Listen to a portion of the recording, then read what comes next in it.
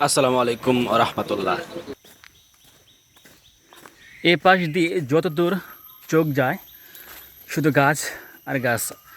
মাঝে মাঝে এখানে কিছু কিছু জায়গায় গরু দেখা যায়। যারা এখানকার কৃষক রয়েছে তারা কিন্তু এখানে গরুগুলা রেখে যায় সারাদিনের নামে।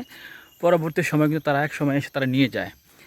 যত দূর চোখ যায় শুধু গাছ আর গাছ, পাখির কোলাহল এবং মাঝে মাঝে বানরের কিচিরমিচির, পাখির কিচিরমিচির শোনা যায়।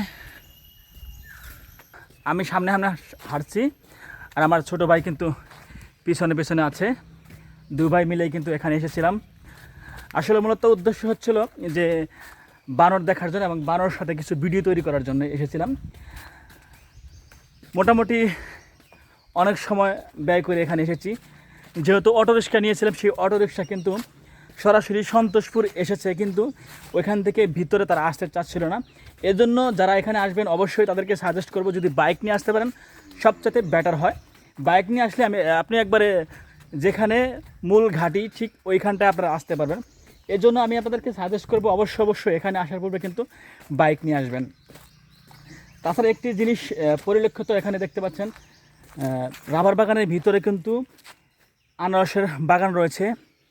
আমি যার কথা একটু আগে বললাম সেটি আপনারা দেখতে পাচ্ছেন। ওই যে ওই পাশে কিন্তু দেখেন, এই যে এখানকার যারা কৃষক রয়েছে তারা কিন্তু এখানে গরু দিয়ে যায় সারাদিনের নামে আর কি। আমার এক কাকা রয়েছে, দেখি কাকার সাথে কথা বলা যায় কিনা। আসসালামু আলাইকুম কাকা, ভালো আছেন? আপনি কি এখানের স্থানীয়? আচ্ছা, আমরা তো বিভিন্ন দূর দূরান্ত থেকে এখানে আসি বানর দেখার জন্য।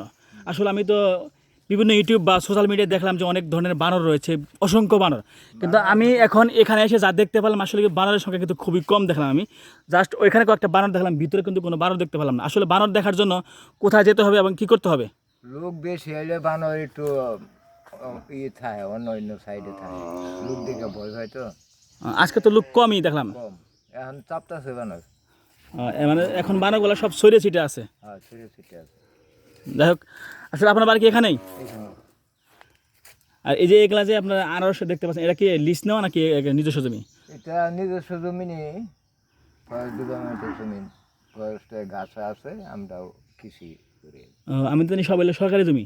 সরকারি সরকারি জমি, আপনার কি লিজ নিছেন? না।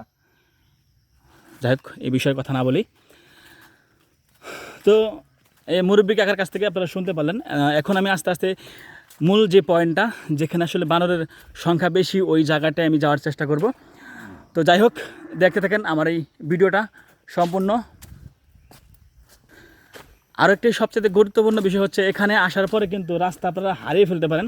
অবশ্যই খেয়াল রাখতে হবে, কারণ এখানে আমি আসার পরে কিন্তু এখন মোটামুটি মনে হচ্ছে রাস্তা ভুলে গিয়েছে। অবশ্যই কিন্তু খেয়াল রাখতে হবে যে কোন দিক দিয়ে প্রবেশ করেছেন এবং কোন দিকে যাবেন, সেদিকে লক্ষ্য রেখে কিন্তু এখানে রাস্তাগুলোকে পার হতে হবে এবং রাস্তা দিয়ে যেতে হবে আর কি।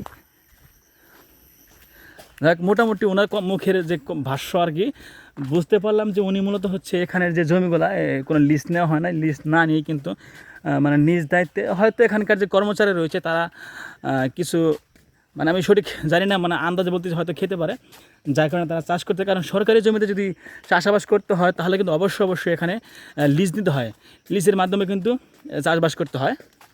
তো হাঁটতে হাঁটতে কিন্তু মোটামুটি বেশ কিছু দূর চলে আসলাম। এ পাশ দিয়ে কিন্তু আসছিলাম, কিন্তু এখন মনে হচ্ছে যে কোন দিক দিয়ে আসছি মানে খেয়াল হচ্ছে না। আসলে মনে হচ্ছে রাস্তা ভুলে গেছে, এরকম অবস্থা। যাই হোক, একটু সামনে এগোই, দেখা যাক কী হয়, কী অবস্থা।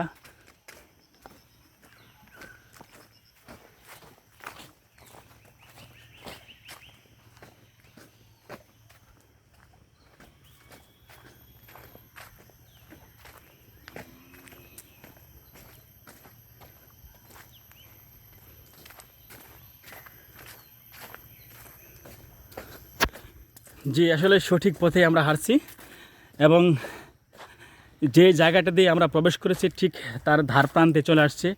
ওই যে ওইখানে একটা বিল্ডিং দেখতে পাচ্ছেন, ওই বিল্ডিংয়ের পাশ দিয়ে আমরা ভিতরে প্রবেশ করেছিলাম এবং ঠিক ওই জায়গাটাতে আমরা চলে আসছি। এবং এর মূল যে পয়েন্টটা সেটি কিন্তু সামনে আর কি। যদি ভিতরে আসতে চান তাহলে কিন্তু অবশ্যই এই পাশ দিয়ে ভিতরে আসতে হবে।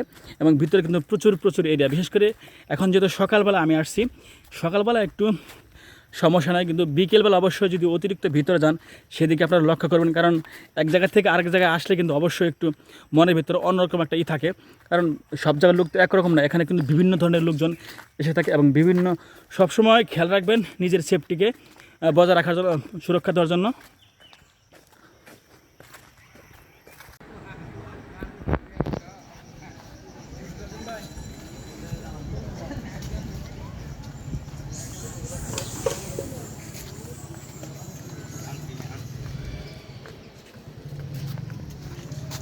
বড় জায়গা